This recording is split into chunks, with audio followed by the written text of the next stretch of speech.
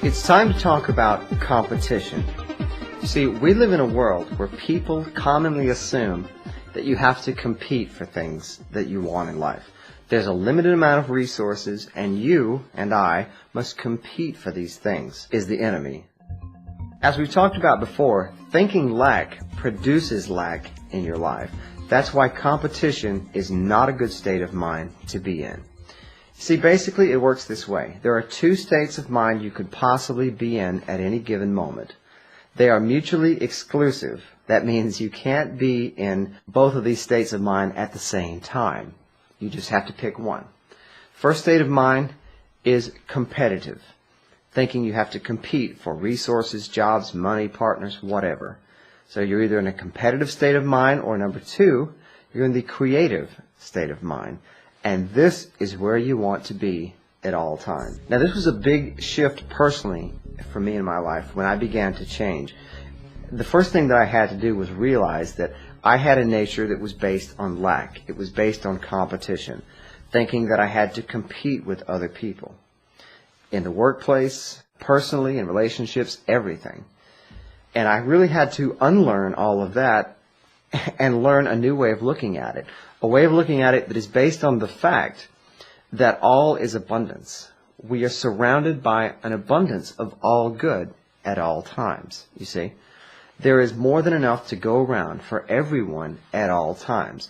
Now, if this sounds like really way out there kind of hippie talk, you're in very good company, because I thought exactly the same thing when I first heard that concept. I thought, that's not true. There's a lack of all the good things. You know, all the good ones are taken kind of mentality.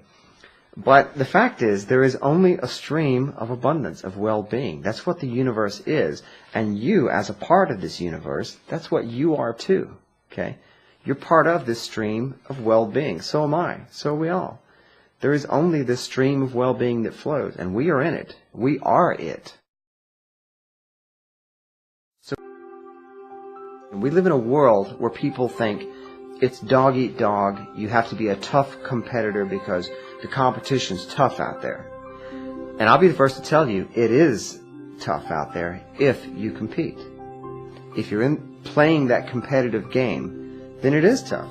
But once you say, no, I no longer compete, I no longer play that game, there is an abundance of well-being, and I allow it to come to me, and I create what I want. Once you get in this mindset, it's not hard. It's not hard at all. There are paradigms that we live in. One of them is that anything good is difficult. Nothing good is easy. This is just ridiculous. It's an idea. Why is that correct? A good way to start thinking about these things is to question everything. Question that belief. The belief that nothing good is free or nothing good is easy. Question that. Is that true? Why is that true? Where is that written in stone? A lot of the best things you will ever find in your life are free. The love of someone you really care about, a beautiful view, good people, having good friends. A lot of the best things in life are absolutely free. And even the things, the material things that we want, they're free too, once you realize they are. And that's the key.